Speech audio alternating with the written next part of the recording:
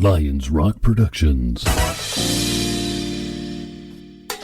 This is Jay Moore. This is Greg Proops. This is Jordan Harbinger. This is Dexter from The Offspring. This is Nathan This is East. Sebastian Younger. This is Rick Marotta. This is Stuart Copeland. This is Mick Gillette. This is Andy Summers. Hey, this is Skunk Baxter. This is Gabby Reese. This is Rob Bell. Hey, this is John Leon Guerrero. Hey, and this is Pete A. Turner.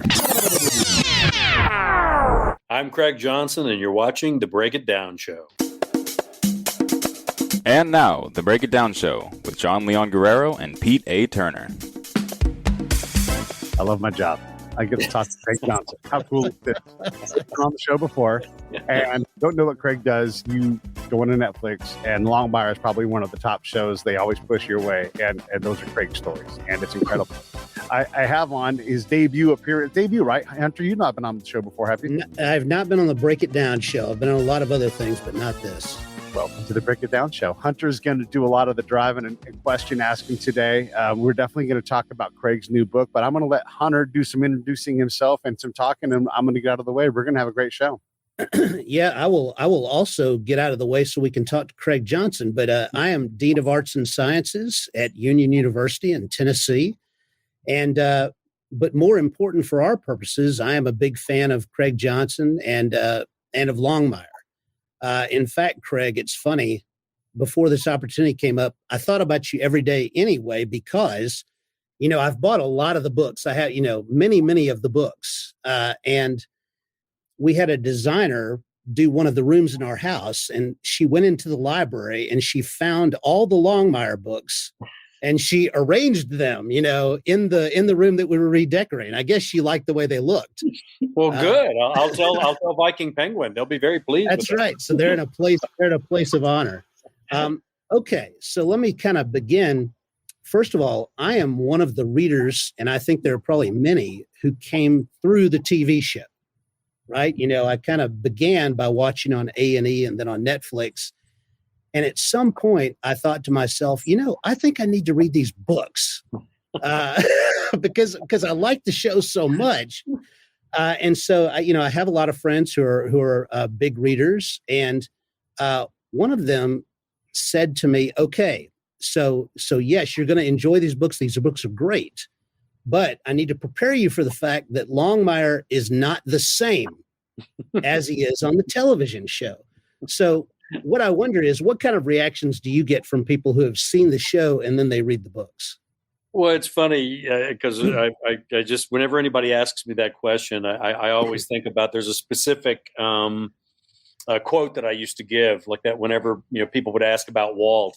Because I would refer to him as the sadder but wiser sheriff. He's got some things going for him like that, but some things maybe not quite so much. He's a little overweight, he's a little overage, he's a little overly depressed, and all of that like that. But the way I referred to him is that I was trying to come up with a protagonist that wasn't the usual crime fiction protagonist, which I describe as the 6'2" of twisted steel and sex appeal. Every woman wanted him. Every man feared him. He could kill anyone with a number 2 Ticonderoga pencil in 3.2 seconds. And I hate that guy more than any other character in literature like that or film like that, because I don't think it's particularly realistic. I mean, maybe in the Marvel universe like that, but for the rest of us here as carbon-based life forms, most generally, that's not the guys that are out there doing the job. They just don't look like Hugh Jackman or that type of thing like that. And so I just thought, okay, well, maybe, Walt would be a little bit different now. And I gave him some, abilities like that, and then also made him, a little bit overly large, just simply because that generally tends to be the type of person that gets the jobs, out in the West. If you're a sheriff of a county the size of, Maryland, and you've only got a staff of maybe 6 deputies, most generally you're answering calls on your own. There isn't going to be any backup. You're going to have to take care of this yourself. And so in the books, Walt is like 6'5", and weighs like about 250, 260 some pounds. He was an offensive lineman for USC. When they played in a Rose Bowl, he was a Marine investigator in Vietnam. He's a very, very capable guy, but not exactly what I would call a print ad, is what I would refer to him as. So that's a little bit of the difference like that. And then along comes Robert Taylor, who plays Walt Longmire, and Robert, thank goodness, is not the be all end all of a Vogue model, but from what female viewers tell me he's kind of easy on the eyes, including my wife, I might add, like that. And he's got some. The great thing about him is he's got some lines in his face. He's got some mileage on him. He's got that deep voice like that, and he's a pretty good sized guy anyway, like that. And so he fit the role very well like that. But he certainly was more palatable, I think, for a television audience than the Walt that I had, kind of in my head. But that's okay. Like that, I kind of look at those two entities, both the book series and the television series, as two separate but equal universes. They both have their strengths and their weaknesses, like that, but I'm always going to think that the books are going to have a little bit more of an advantage, just simply because of the material, the amount of material. I mean, it's very hard for a 42-minute teleplay to compete with a 350 or 400-page book.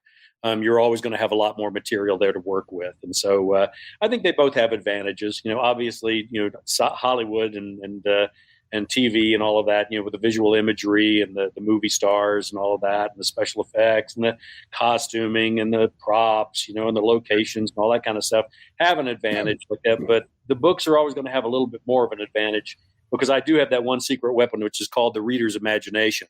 And they're able to imply everything that they want in the books, and have the books be exactly what it is that they wish to see, which is kind of hard to argue with. Another thing that the person who sort of introduced me to the books kind of said is that the Walt in the books has a sense of humor, right? I mean, that's a pretty substantial difference. Robert Taylor's Walt he's a pretty grim character, right? Yeah, and that's not particularly Robert's fault, because Robert is actually a very, very accomplished, comedic actor. He's funny as he can be in real life. And then also, if you've seen him, in a lot of the things that he's done, he's got incredible comic timing and presence like it. And so I think what happened is though the die was kind of set when we were on basic cable on A&E, and they had a very strong feeling that this was a police procedural and should be 42 minutes long. And the difficulty being that, I would, as a creative consultant, I would look at the scripts that they would have, which had a lot of humor in them. They had a lot of humor in them. The difficulty being, though, that in 42 minutes, you don't have a lot of spare time, for anything that isn't completely about the case and completely about the main plot, of each episode. And so they kind of cast the die for what it is that the TV show was going to be with A&E. It loosened up a little bit whenever we made the jump, to Netflix. Because Netflix gave us another 15, 20 minutes, of time in which, to do the shows. And so you see a lot more humor in the last 3 seasons than you do in the first 3 seasons. But it was heart-wrenching for me like that, because I would read those original scripts and there would be some hilarious scenes, really, really funny stuff like that got cut.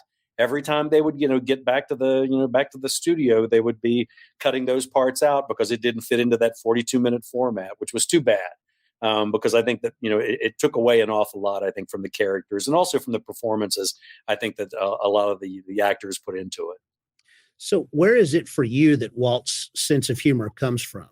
Because in the books, to me, that's actually a pretty significant feature of who Walt is.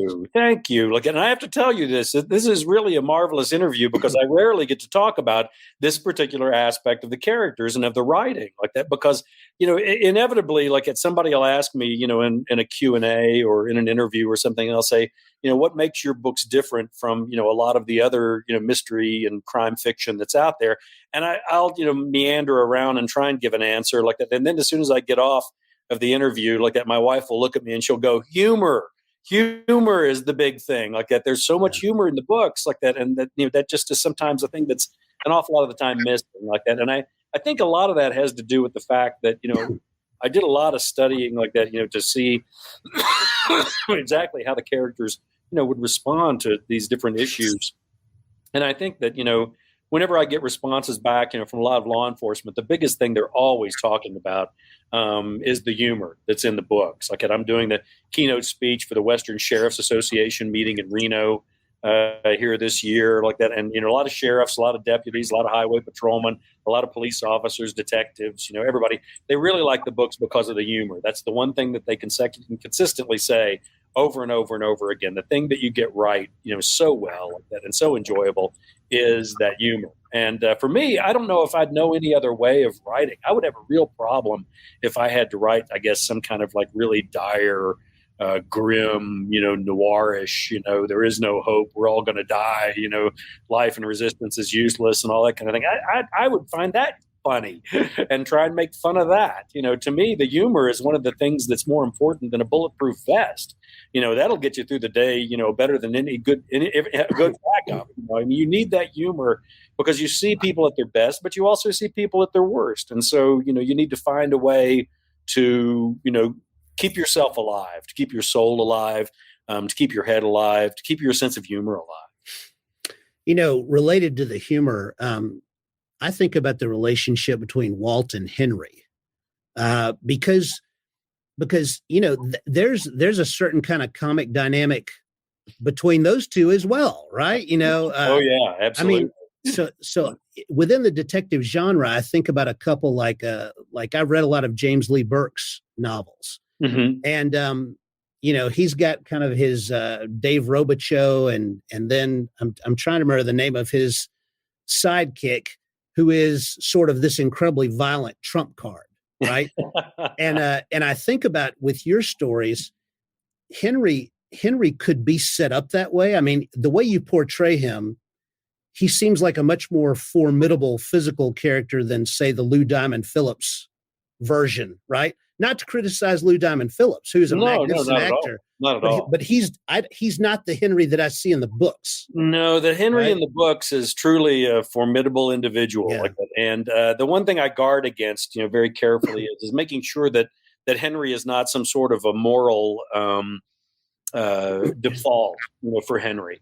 A mistake I see an awful lot of writers doing is that they want to put these horrible things in the book, but they don't want their main character to be responsible for these horrible things, and so they give them some sort of sidekick, and then that sidekick gets to do all the really horrible things like that you don't want to have your protagonist do. And I don't like that kind of writing. I find it to be kind of cheesy, like that you're using that character as a moral default, like that. And I think that Henry, in many ways, has, a stronger moral sense, maybe in some issues than Walt does. And so I think it makes for a much more formidable individual. I think it also makes for a much more complex relationship, between Walt and Henry, since, they are kind of like paragons of, two different cultures, from the high plains. I mean, the two major cultures that we have here, are both the native culture, like that, and then the mainstream white culture. And it's fun for me, like that, to try and play with those strengths and weaknesses that both of those individuals have, like that. And you're absolutely right. I mean, the series is based off of relationships, and one of the biggest relationships in there, of course, is that relationship between Walt and Henry that comes to the fore so many times with what it is that I'm writing. And I hope that will continue. Because as that relationship continues and evolves, just like all of the other relationships in the books, that they become more and more complex as time goes by. Yeah. Actually, as I think about it, and I think about Henry, I think you've achieved something. So, for example, with some novels and films, you will have a critique from African Americans that there's a character who is like the magical Negro, that like in the Legend of Bagger Vance or something like that. Right. It could be very easy for Henry to be the magical Indian, right? Or the wise man or whatever else, but he's not, right? He is a much more fully drawn character than that. Well, thank you very much. And I can understand, why it is that, because you see those kind of tropes and those kind of characters, over and over and over again. And it's just insulting is what it is, rather than trying to come up, with a multidimensional, kind of character that would have, so many facets, to who they are and what they believe, their belief systems and their morality and all of these things. Instead, it's easier to fall back, and make them a Disney character. And I'd much rather see a fully developed character than, just a plot device, with an ethnicity slapped on top of it. It's kind of horrible, really, when you get right down to it. But thank you very much. Do you ever hear from Native Americans about the stories or the way things are presented?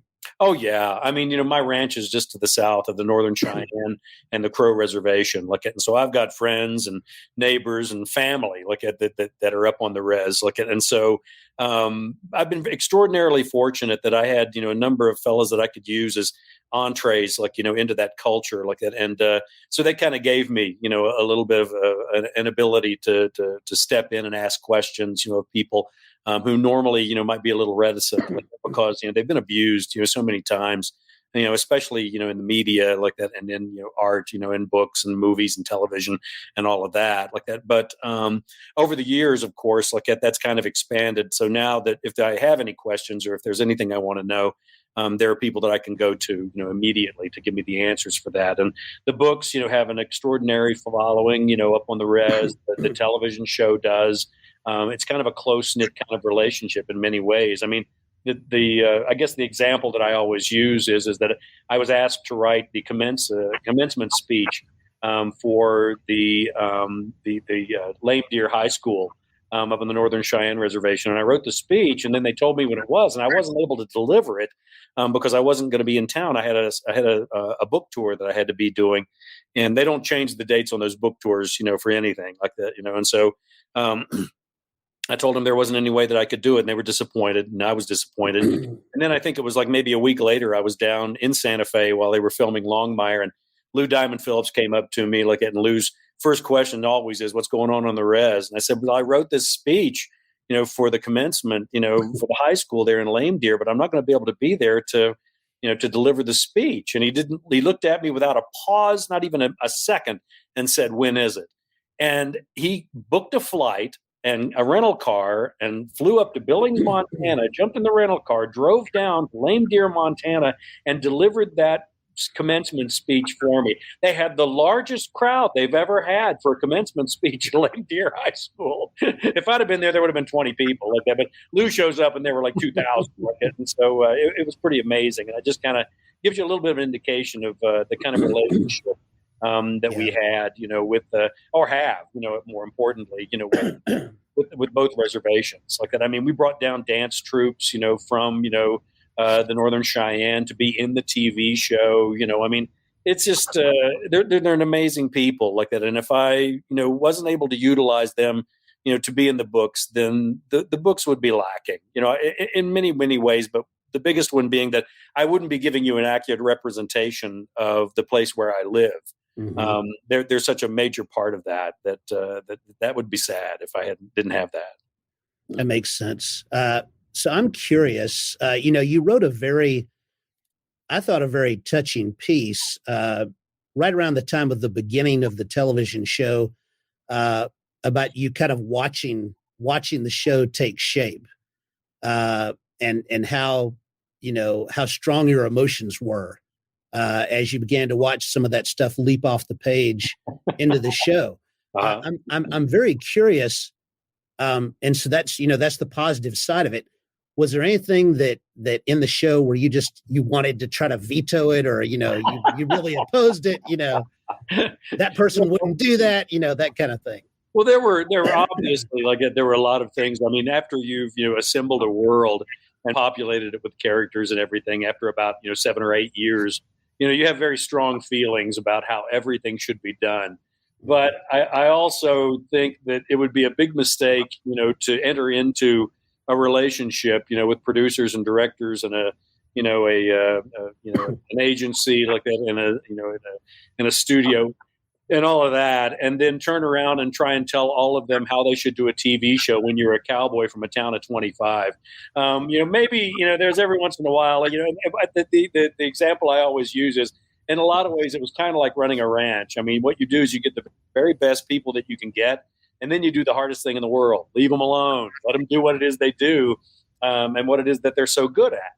I was fortunate enough that the people that, that I partnered up with, Greer Shepard and Hunt Baldwin, John Coveney, and a good group of people, they had track records. They had marvelous, marvelous track records of all of these shows that they had done. The actors were incredible. The directors, were just stupendous, and so I was very, very fortunate to get in with a good group, and then smart enough to keep my mouth shut an awful lot of the time. Now, did that mean that there were things that I disagreed with?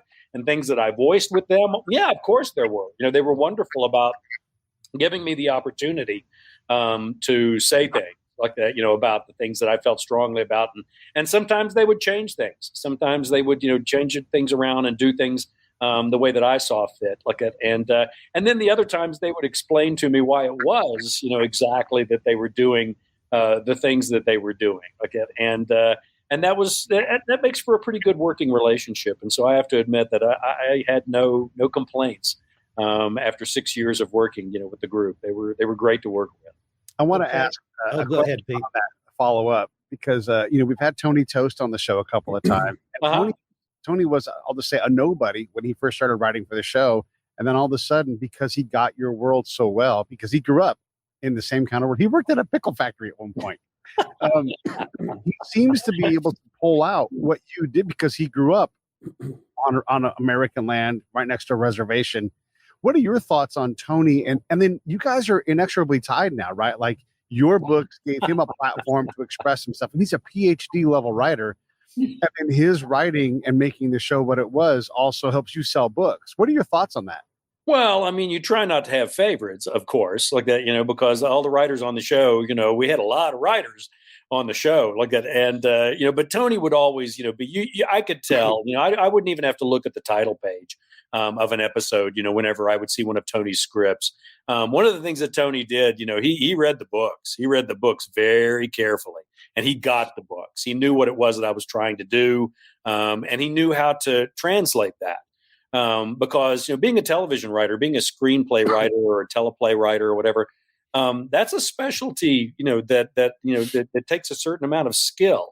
I like to think that the novels that I write, work on a very visual medium. One of my greatest heroes, in the literary sense, is John Steinbeck. I think that everything he ever wrote, you could look at, and if he wrote a grocery list, they made a movie out of it, just simply because it was so visually arresting and so easy to adapt like that. And so I would hope that mine gave Tony a leg like that to be able to do that like that. But I think a lot of it kind of rested with Tony's own abilities like that to be able to make that kind of a transition. It's like the books have been translated into 20 some languages like that. And what I've learned is that, with foreign languages, you're kind of at the mercy of your translator. If you get a good translator, you get a good book in another language. And I think it's the same thing with Hollywood. If you get a good screenwriter like that, then they're going to do a good job with your material and you're going to get a good show. And everybody wants a good show. And as a follow-up, I'm curious, and then I'll let Hunter ask some more questions again. I promised I wouldn't ask too many. The Old West is so rich with stories that haven't been told and everything. I mean, and then there's a lot of books from characters that we know, like the disagreement between a Sheriff Behan and a Wyatt Earp, and who's right and who's wrong. They're both evil characters. They're both, heroes and everything.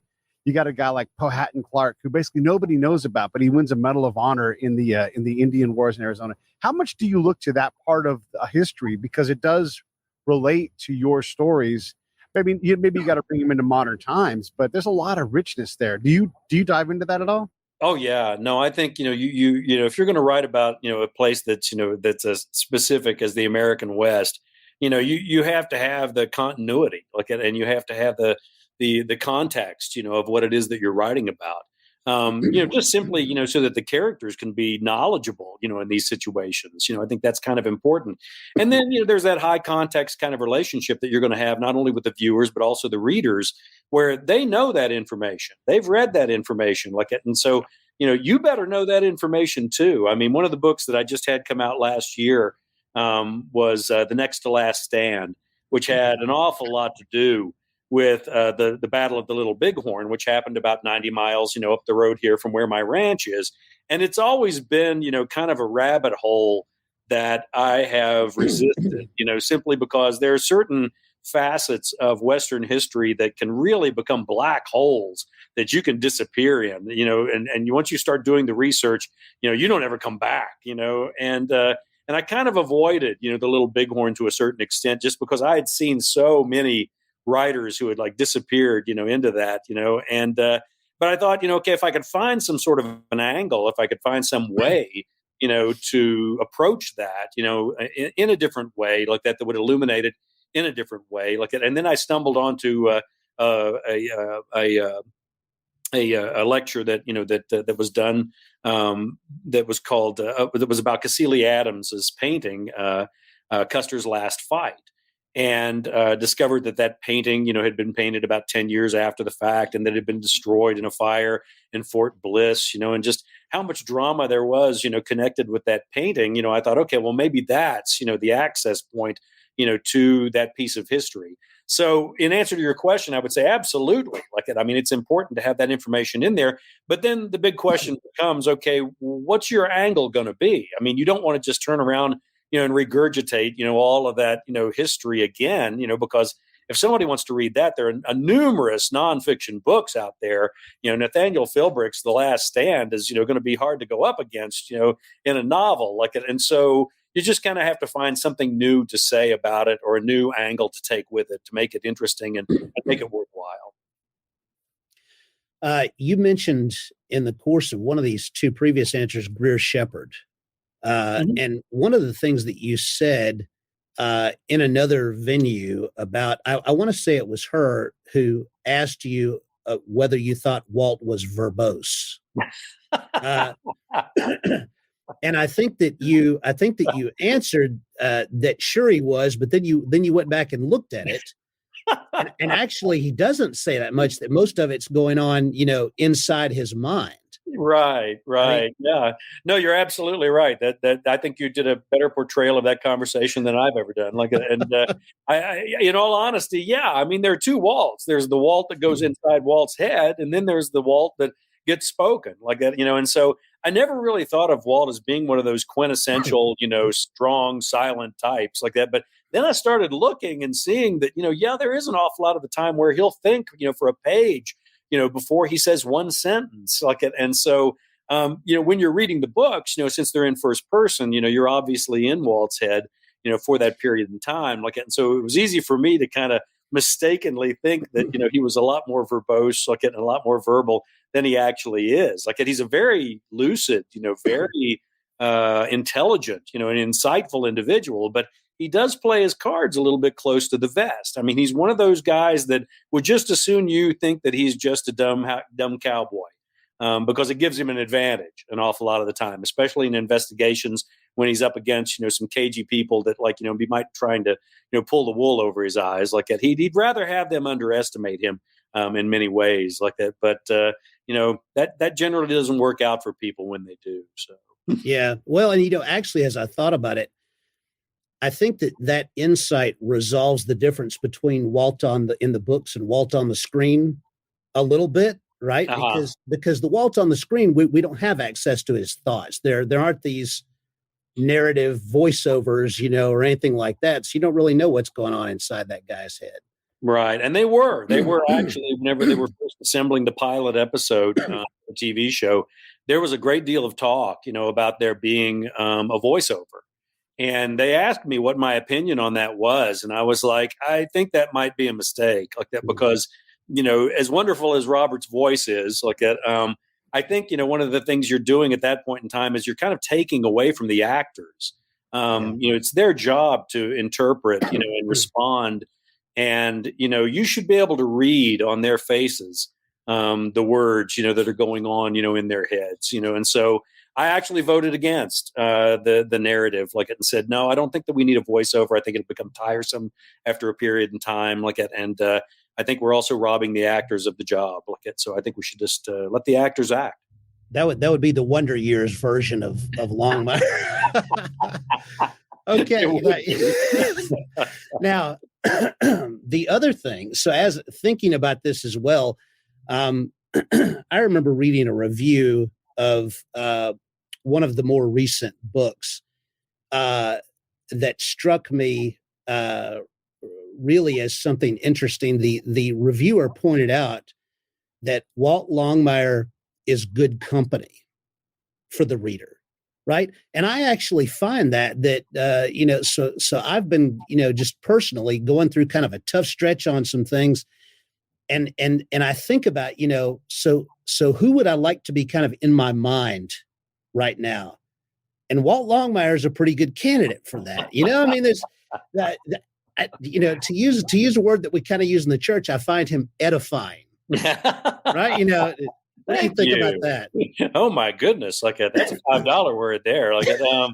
Yeah, and along those same lines, the term that I always use, which is probably only a $1 word, is decent. I always basically, whenever anybody says what's the one word that you would use to describe Walt Longmire, I always say decent.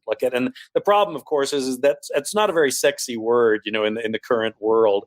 But it is something that we were all kind of brought up with. Our parents brought us up with this idea of, be a decent human being, treat people the way that you want to be treated yourself. There's a golden rule that we should be following like that, and be kind and look out for each other.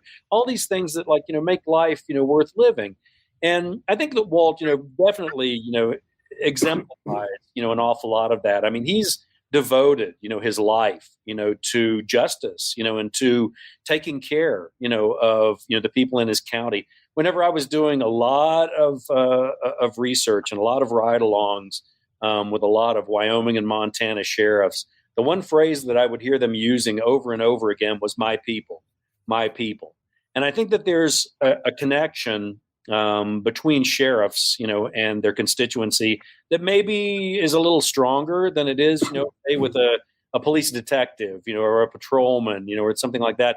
And that resides in the fact that these people voted for you. They've given you one of the most treasured things that they have, in a working democracy, their vote. And, people that would never walk into a police station in a million years will march right into a sheriff's office and knock on the desk and say, "Hey, there's a guy putting up a fence, next to me, and it's on my property by 3 feet, and you need to come out there and tell." I mean, they feel like there's a vested interest, and that they have a perfect right, to come in and hold that sheriff answerable like that. And then again, it's a two-way street. That sheriff feels like, well, these are my people. They're my neighbors, my friends. Family, they're all around me. And I have a very unique responsibility to take care of them, or even take care of anybody who's a stranger that just happens to be passing through the county, area. It's just something that I think that Walt takes very, very seriously. And I think it gives him a benevolence. I think that kind of makes him attractive, as a character, but also as a voice. Because that's basically what you're going to have in a novel when you're reading. That voice is going to be in your head. And you better be very, very careful with that. It's a lot of the time when I'm teaching workshops, with a lot of younger writers, the biggest mistake that a lot of them make is that a lot of their characters sound an awful lot alike. They tend to have one voice, for all, 30 characters that tend to be in the novel. And I think that's a bit of a problem. Just simply because, that you only get one chance to describe a character. That's what I always tell them. You get one chance to describe a character physically, one time. And if you're writing a series of books, you're not going to be able to describe that character over and over and over again. Even you're going to have to describe them basically in that first book and then give a light description later on. But that character is going to speak all the way through all of those novels. And so if you're going to look for a spot to try and find differentiation, look at the voice. Look at the voice of that character and see if you can find something about that will make them unique and something that will stay in the reader's mind. Did you conceive of him as a kind of a moral exemplar, kind of a magnetic north, or did it just sort of happen that way as you told the stories? I think it just kind of happened by accident, which explains an awful lot of my process. I don't know if I'm proud of that or not, but I think, a lot of times, you do try and find, that magnetic north like that. And then you follow it and see where it goes. And I think, for me, an awful lot of the guys that I met, doing the job, were really good people, just really good people working very, very hard in very, very difficult situations, to try and help people. Their motivations for being, in law enforcement, were because they were out there trying to help people, trying to do some good, trying to solve problems like that and make the world a better place. And so, for me to write about an alcoholic, divorced, detective in a big city or something, that was, mixing up methamphetamines in a bathtub or something like that really would have been a problem for me. Like that, I can write those bad characters, but to carry that voice, for 350 or 400 pages, that would be a little bit difficult for me to try and get away with. Connected to that, Walt gets into situations. Well, you put him there, right? Walt ends up in these situations where in a lot of the genre fiction, you would expect somebody to be very vengeful, right? I mean, in fact, a lot of the genre fiction is about kind of indulging that revenge. Yeah. Sometimes that's the thing you're looking for, right?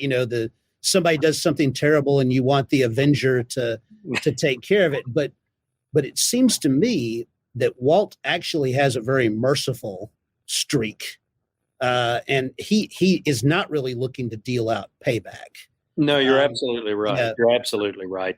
I think Walt knows what are the higher levels of his nature, like at one of the more base levels of his nature, and it's very easy to fall into that revenge kind of scenario. I mean, you see so much of it. Not only in crime fiction like that, but also in Westerns. There's so many Westerns. I think I just got the magazine, the Roundup magazine, from Western Writers Association like that. And they've got a whole big article about revenge stories, in there like that. And so many of the quintessential, Westerns that have been, filmed or written, have to do with that like that. And I guess, I can see how that's, a very powerful motivation, for the characters, and implies a great deal of power, to a storyline. But once again, it's also a little cheap, it's very easy to fall into those base natures and, to go after them, and follow them. But, are you really showing something good about human nature? Are you really showing something, of our, as Abraham Lincoln used to call the better angels, of our natures? Are you really, showing some of that? And I can't say that I haven't ever written, and had some glancing blows, off that particular type of genre like that. But it's never really been a through line for me. It's just a little bit too easy, to be honest. Like I'd rather look for something maybe a little bit more complex. And then, whenever Walt goes up against these individuals, I try not to have white hats and black hats. I try to have gray hats, ones that are somewhere in between like that, where the good guys are not completely good and the bad guys are not completely bad like that, because those are those gray areas to me that are infinitely more interesting like that than just, some sort of, melodrama like that, where we've got bad guys twirling their mustaches and, white hat guys like that, jumping on their stallions and riding off into the sunset. There's no Jacob Nighthorse in these stories. I want to ask about the voice that you have too, because you're writing. We have this in the nation. We have this crazy thing where we have these hyper urban areas. New York City is almost the antithesis of where you live with this 25 people, and you're not even on interstate, right? No. Your judge. These guys have to judge and sheriff in different ways. I mean, whoever the county sheriff is for New York City it's all procedural, right? And it's political. Where you guys are, you might have to look the other way while a kid sorts through some things and the community does things. It's a completely different way. But that doesn't mean we understand it because it's beyond rural, right? Like where you are, it's expansive. How do you help us get through when you do something that's really Wyoming-ish, right? Like when it's really, like saying Rainier instead of Rainier, where, by the way, I live on the corner of Rainier and Olympia. So the kings of bad Washington beer. How do you explain or how do you get us to make the leap with you when something gets really, really expansive and not even 1 million people live in Wyoming, right? So No. How do you help us understand that cultural gap? Well, I mean, there are a couple of different things you can do. Obviously, if you're dealing with a high context, kind of situation, you do have to find some way, to get that information across like that. And, 9 times out of 10, I can get Walt, to really kind of get it across like that, because we are kind of viewing this world through his eyes. Like at the difficulty being that, Walt was born here. He grew up here. He did go away, to go to college, like fought in the war, had experiences, up in Alaska, and all of these things before he finally came back, and became a deputy in Absoroka County, and then finally the sheriff here. But then again, also, it's just another one of those things where, you have to be very careful about how it is that you cast your novel. You always have to try and have an ensemble of characters, it seems to me. I mean, I would find it tiresome if all I could do was like write about Walt, only Walt, and all about Walt and all of that. So for me, as you mentioned, Henry is such an important part to the books. Vic is such an important part of the books. And the reason why Vic is such an important part of the books is what you just now mentioned. She was born in Philadelphia, grew up in Philadelphia. She's an Easterner. She's an urbanite. She's not Wyoming. And so if I ever find myself in a situation, where I have to kind of do a little bit of an explanation as to, why this is the case or what this is really meaning or anything like that, all I have to do is make sure that Vic is in the room who will go, what the hell does that mean anyway? And that provides another voice, that's that ensemble of voices that I think is so important whenever you're casting a novel, when you're sitting down and thinking about, what the construction of this novel is going to be. And, it's like basically what I refer to it as, it's almost like, conducting a choral group in many ways. It's going back to those voices, once again. The physical appearance is not that important like that, but where are those voices coming from and what are they having to say? And, what kind of an advantage are they going to have in telling this particular story? And so you have to sit down and think about that. And so it's almost like, doing a choral group. You assemble them all together and see where the strengths are in this particular piece and then who it is that you're going to utilize to be able to tell that story. Now, I have to choose my questions carefully now because we're drawing, kind of toward the end. So I have to not miss the ones that are really important. And, okay. And so here's one. Okay. So I think about one of the books, maybe it's Hell is Empty. I'm not sure, where Dante's Inferno is part of was that Hell is Empty? Okay. That was Hell is Empty. Yep. And so one thing that occurs to me is that sometimes I look at Walt and, he makes references to old books. He seems to be unusually well read for sort of the type of Western man of action that he is. And so I kind of wonder, for you, is Walt some kind of a last man of the tradition of the humane arts and letters, right? I mean, the typical action hero type person, or even detectives, they're not often presented as a person nourished by the liberal arts. Mm-hmm. So you see my professor side coming out, right? I do. Okay. But I see that with Walt. I don't know. It seems like you care about that. $5 words. I don't know. Yeah. No, you're absolutely right. And yes, he does harken back to one of the mistakes I think an awful lot of people make, whenever they think about the Old West, is thinking that everybody was illiterate, nobody read anything or anything like that. I got a sneaking suspicion they read more than most people do nowadays, to be honest. In many ways like that. The example that I always use is, guess what the most referenced book in Louis L'Amour's books is that most cowboys are reading? It's Plutarch's Lives, and wow. So I think these guys were a lot more well read than you might suspect. And one of the traditions in the Old West was to winter up. Whenever you'd winter up, and the seasons get bad, and it'd get 40 degrees below zero, and the wind would be blowing 50 miles an hour. You'd have to find a good place, and hopefully with some female companionship, to settle in somewhere for a couple of months, And one of the things you took with you was a great big stack of books, mail order books that were a huge item and free libraries There's so many saloons, that actually had shelves of books that these cowboys, would literally check out, and take with them, for a month as they would go winter up. So yeah, I think absolutely there's a quality to that. And then in all honesty too, it's one of those things where I thought to myself, okay, Walt's not a superhero, he's not going to be wearing tights and have a cape and all that. So, the two secret weapons that I gave him was the one that you already mentioned, which was a sense of humor. I think that's, one of his, truly, superly heroic aspects of his character. The other one is he reads everything and he remembers all of it.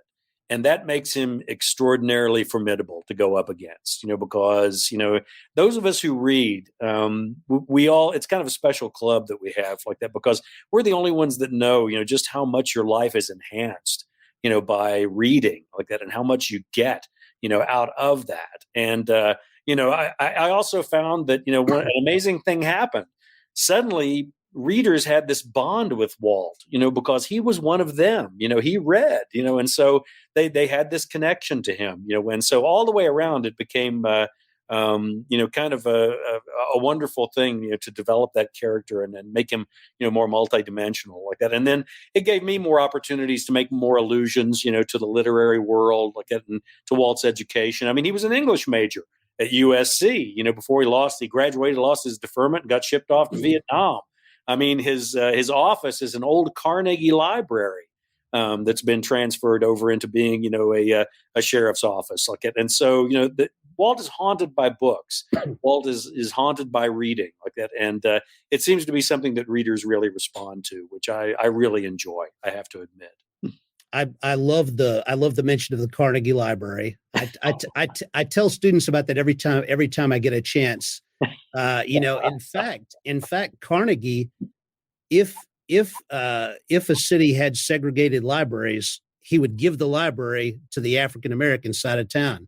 But such fabulous philanthropy, right? Mm-hmm, absolutely. Now, and not only in the United States, but all over the world, for goodness sake. I didn't know that. That's amazing. Oh, they're all over the place. I mean, he built one. It was originally from Scotland, like it. So of course, there's a number of them in Scotland. But there was also every time that some town would like lose their library in Reims in France, like that, they lost their library from bombing in World War I, and he came in and built them the most spectacular library I've ever seen, with this dome in the entryway where you walk in, and there are bubbles all on the entryway as you go in. And the reason for that is that the major export out of Reims is champagne. And it just was marvelous, like to see like that, and that kind of philanthropic endeavor is much needed even today. That's brilliant. Well, okay, so sort of related. That's Walt as a literary man.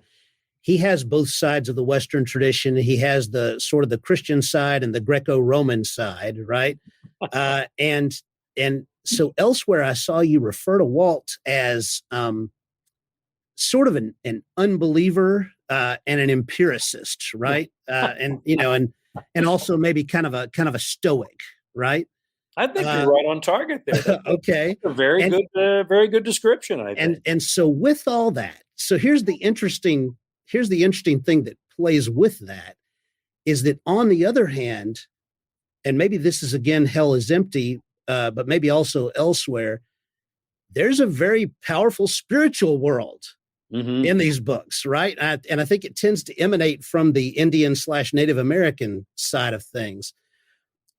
Where is Walt in all of that, right? I mean, are we to understand him? Is he interacting with that world? Is this something that's just in his subconscious? What's happening there? Well, that kind of goes back to, also to one of the earlier questions you had about that relationship between Walt and Henry. One of the major differences between them is that Henry is a very spiritual individual, like an awful lot of the natives that I know. My good friends, they're not Sunday morning spiritualists. Like it's very much a part of their day-to-day life and the way that they see everything around them. It's truly amazing, like that. And Walt, on the other hand, he's a detective, he's an investigator, and so his world is anchored in the reality and in fact. I mean, I can't help but think that I always hear Joe Friday, nothing but the facts, ma'am, nothing but the facts. But for Walt, anything that gets in the way of those facts is something that's not of an empiric nature, like that he really can't tolerate. He really, he has to kind of push it off like at an arm's length. And one of the joys, for me in writing the books is that relationship between Walt and Henry, where, boy, they do not see eye to eye in that at all, like that. I mean, Henry is able to poke holes, in Walt's absolute disbelief, like that. And of course, Walt's able to poke holes, in Henry's belief, in all of these things. And so, once again, it's another one of those conflicts, I think between the characters that is very, very interesting, but as much as Walt would like to dismiss, everything. It just seems like, the powers that be that seem to be just out of the corner of your eye or just over the horizon, or they continue to crowd in on him and have an effect on his life like that. And it makes it more and more difficult for him to, completely dismiss them. Yeah, that's fascinating. I'm struggling not to just kind of go all fanboy about this stuff because I love it. I do. I love the world in these books so much. Thank you. Boy out. Yeah. Something else I want to say is that, and maybe you'll tell me I'm wrong. I cannot discern a formula in these books, right? So for instance, and I'm not attacking formulas like Columbo. Columbo has a very reliable formula, right? And people love it. But a lot of times formulas can be terrible, like the Dukes of Hazzard or something like that. You don't seem to have a formula as far as I can tell. It seemed to every story seems kind of original to me in that sense. Well, thank you, first of all. Like that's very flattering. Like I don't know. I I'm not a big one for formula. I think that when everybody signs up, to read one of my books like that, they know that it's probably not going to be like one of the previous books. One of my favorite emails to write is when somebody writes me and says, I really didn't like your last book. And I love writing them back and going, yeah, but don't worry. The next one will be completely different. Like, and so you don't have to worry about that. But I think I would have a hard time, coming up with a formula. I think that, I always, go with the idea of, well, what is this book about? And what is the message of this book? And then what kind of an effect is it going to have on the characters? What kind of an effect is it going to have on Walt? All of those things like it. And so when I start thinking about those things, the trajectory, for each book is going to be so different. I would have a hard time coming up with a formula, to be honest. Like the only formula that I have for the books is I have the books, end the same way they start. I have a kind of a cyclical thing that I like to do, which is kind of a bookends in many ways. In the most recent book, Daughter of the Morning Star, it's Walt is helping Jai along like that as she's shooting baskets and he's feeding her the ball back. That's the way the book starts. That's the way the book ends. The Cold Dish, the very first book that I ever wrote, the very first book in the Walt Longmire series. It starts with Walt, looking out his window and watching the Canada geese, as they're flying south, and at the end of the book, Walt's watching the geese as they fly south, so I kind of like to have that cyclical pattern, just as a point, as a point of a beginning and a point of an end, just to give that cyclical, process. And then also give just a little bit of reassurance, to the reader, that this world is going to continue on. And that Walt's back, where he was, like it, and we'll be moving on with this world. Yeah, I'm good. I think this might be the last question I have. Pete can tell me, but I one thing I encountered as I was kind of studying your story a little bit is this moving out to Wyoming. Now you're from West Virginia, right? Not the big city or something, but you move all the way out to Wyoming with this kit to build a log cabin that you ordered, and you talk about how the logs are not even numbered, right? Right. And you have instructions for how to put this thing together, which to me, I'm completely overwhelmed by this. I was telling my wife about it and she's like, wow, that sounds amazing. She loved the idea. How did this, to me, this is the creation story of Craig Johnson, the writer, how did this come about that you decide to build this log cabin in Wyoming, and do this thing? Well, my grandfather had built his place. My father had built his, like it, and my father also thought you were slave labor until you finally escaped, like it. And so I was forced into learning how to do basic construction, like it, and electric and plumbing and all these different things like that. And, I carried that with me. It was kind of handy like that because, as I worked as a cowboy, like my grandfather was a blacksmith, and I always knew that, that I would be out west. I knew that was where I was headed. And what I discovered was as a working cowboy, if you also could do some carpentry work, that gave you an advantage like that. They were more likely to keep you on through the winter if you could actually do some construction work around the ranch like that. And so I kind of honed my skills as far as that was concerned, just all over the upper high plains, like out of Montana and Wyoming and Colorado.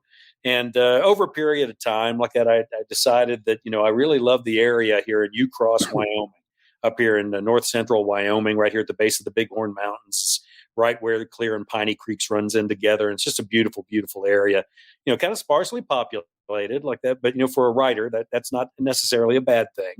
And so, I thought, okay, well, maybe this is where it is that I'll build my ranch.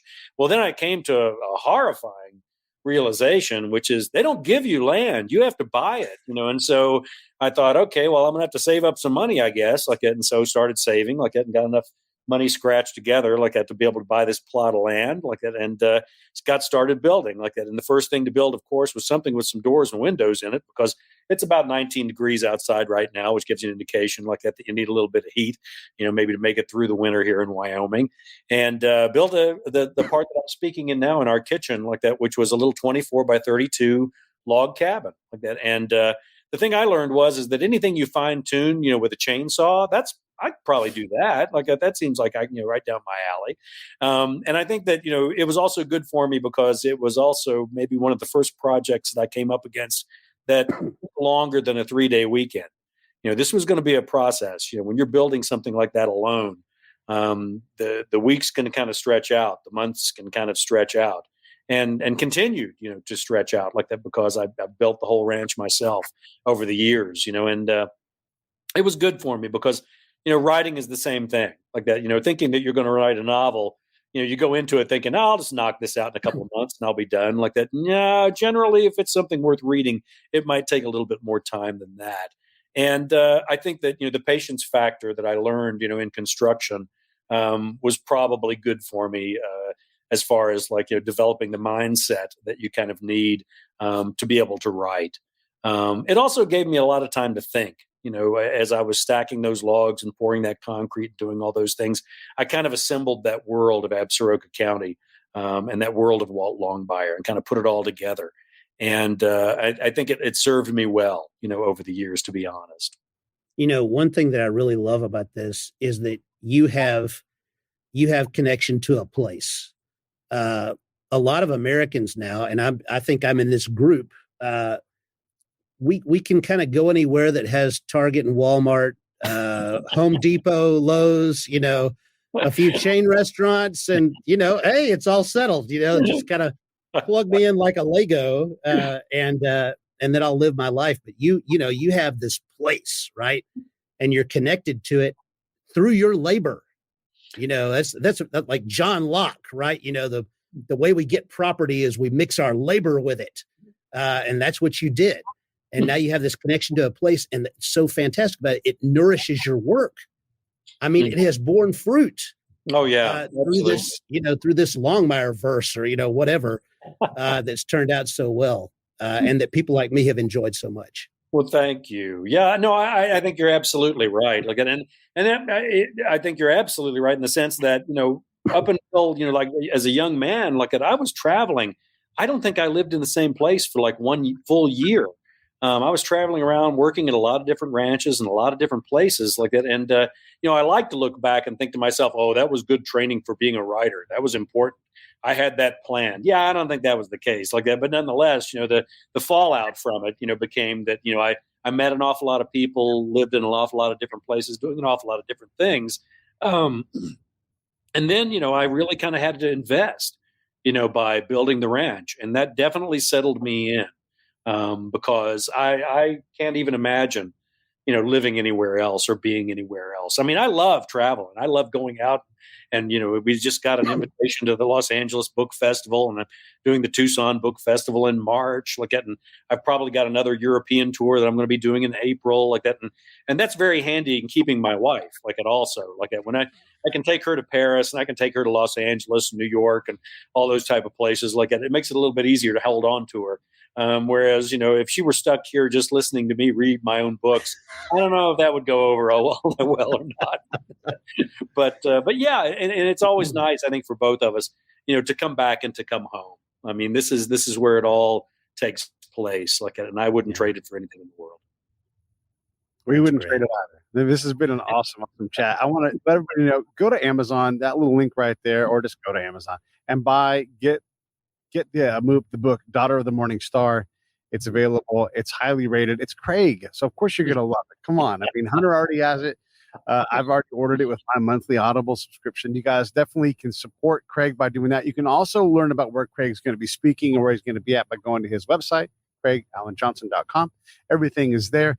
Anything in closing at all, Hunter? And then anything in closing after that for you, Craig? Go ahead, Hunter. I think I've covered what I have to say, other than to say that I really urge readers to journey into this world because it's not only going to entertain you, but it's going to make you more thoughtful.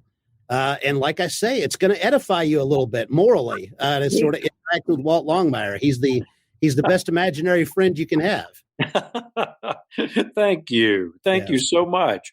No, I mean, that's the mark of a really great interview. When you can't think of anything to add at the end. The only thing I'm doing now is I've got about 12 libraries that I'm doing in about a tri-county area here in northern Wyoming and in Montana, where I'm going to be reading this year's Walt Longmire short story.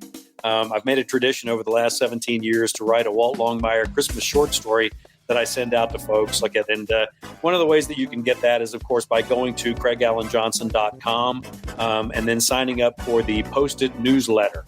And then you'll receive the short story in your inbox on Christmas morning. Believe me, I won't overload your inbox. You're lucky if you get 6 emails from me a year, one of them being that short story. All right, stand by, fellas. Let me wrap this thing up.